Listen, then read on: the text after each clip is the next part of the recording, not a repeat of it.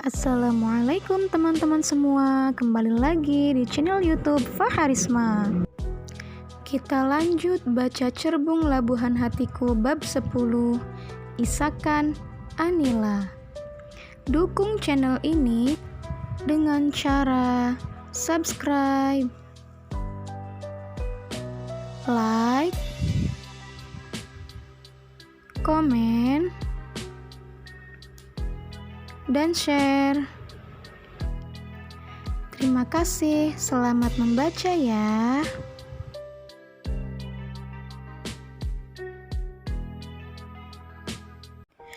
Aku kembali duduk di kursi menemani Ustaz Hadi yang masih antusias membahas khatmil Quran bersama Ustazah Syifa juga Anila.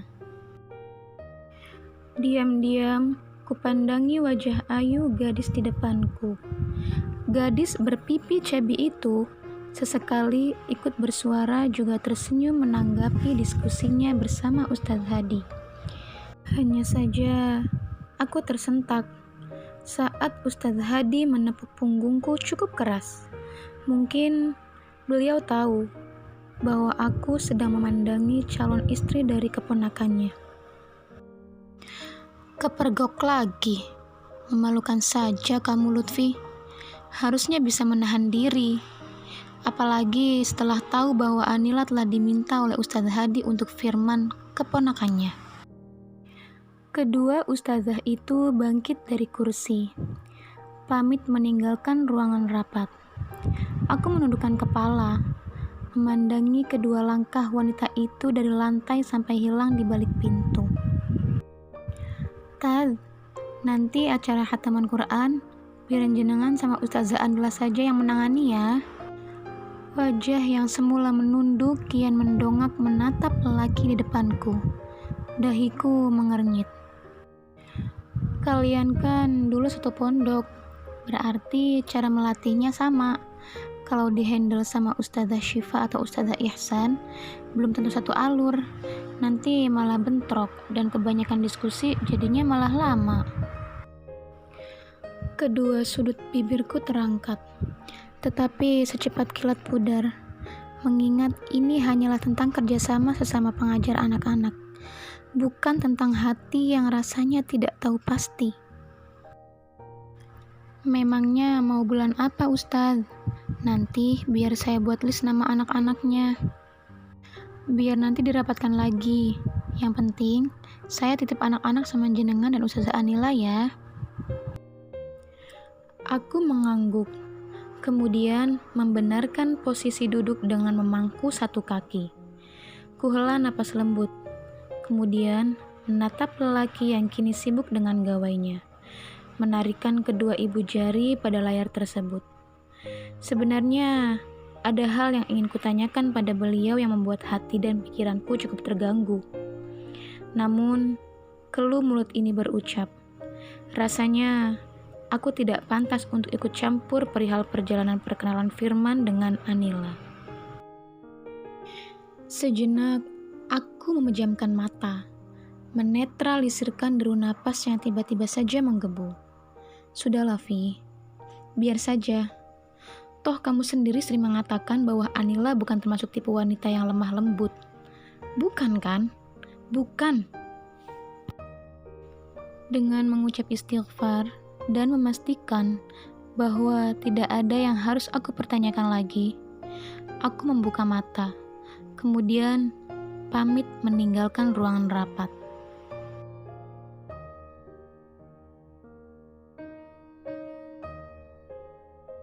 Sampai rumah, aku tidak langsung istirahat.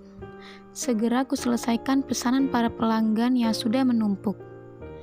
Bersibuk dengan pekerjaan membuatku lupa akan sesuatu hal yang membuat hatiku tidak nyaman. Tetapi, saat diri ini sudah kembali sendiri, di kamar, perasaan aneh itu kembali muncul. Entah mengapa akhir-akhir ini pikiranku tertuju pada Anila. Nama gadis itu terus saja melimpir dalam ingatan. Padahal sudah kutekankan bahwa dia bukanlah termasuk tipe wanita idamanku. Dia terlalu cuek dan jutek. Jauh sekali berbeda dengan Ning Laili yang lemah lembut, manis, dan sopan.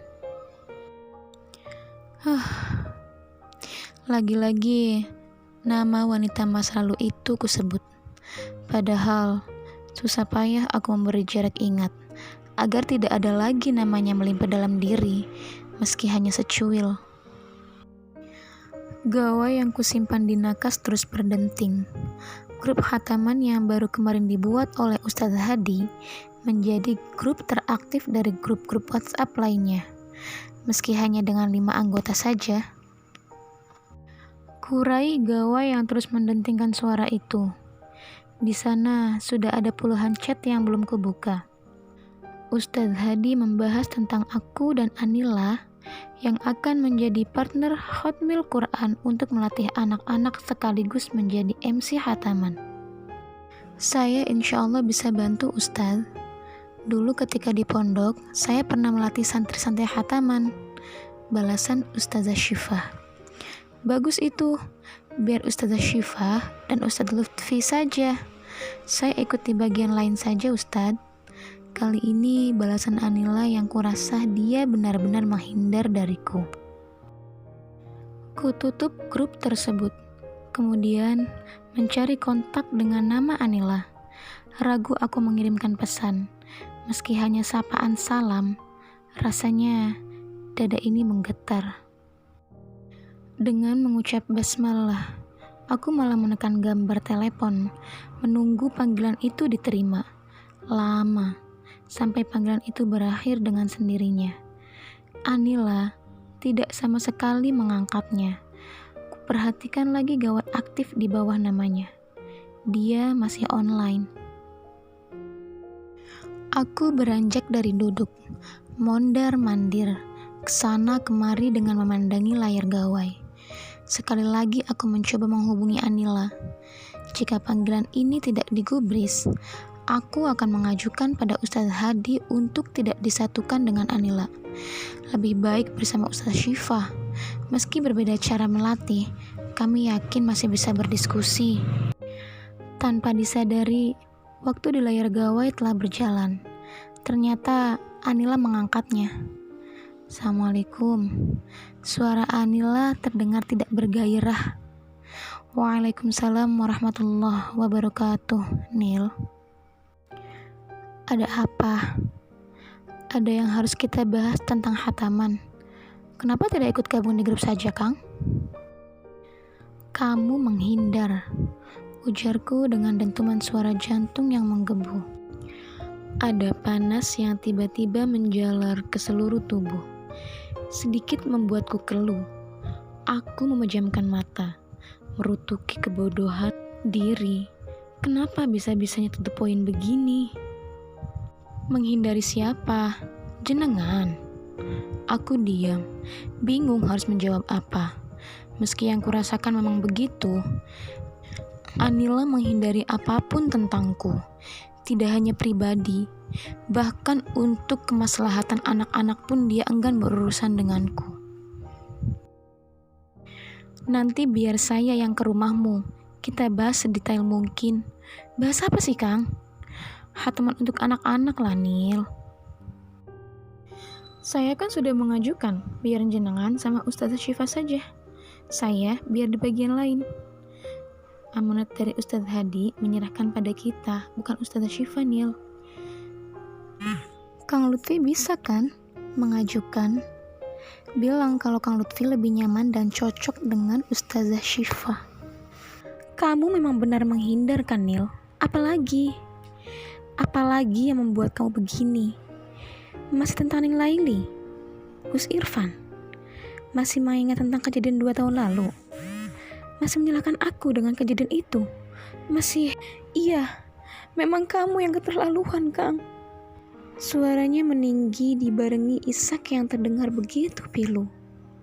Anila menangis.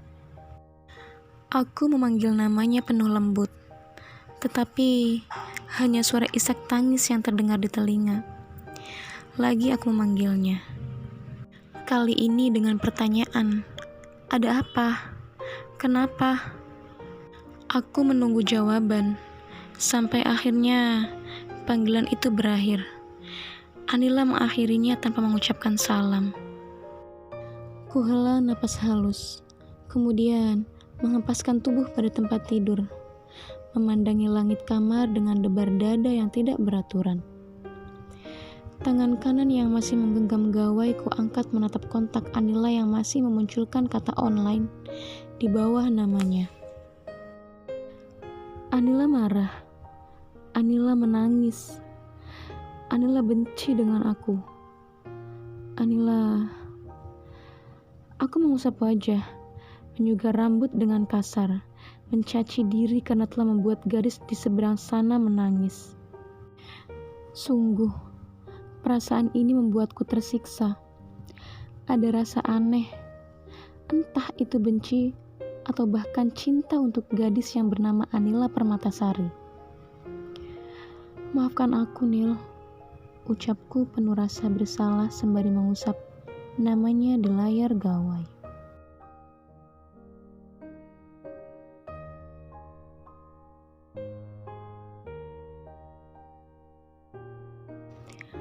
Terima kasih teman-teman semua sudah membaca Cerbung Labuhan Hatiku. Tunggu bab selanjutnya ya.